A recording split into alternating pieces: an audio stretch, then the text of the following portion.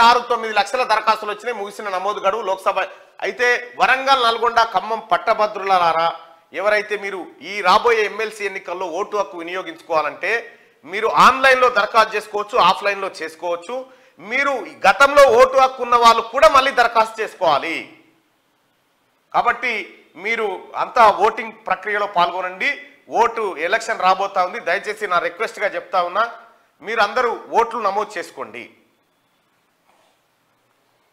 ఇక కాంగ్రెస్ పార్టీ కార్యకర్తలు ఎవరైతే ఉన్నారో ఈ 3 జిల్లాల్లో మీ గ్రామంలో ఉన్నటువంటి పట్టభద్రులను గుర్తించి వాళ్ళ ఓట్లు నమోదు చేయించండి.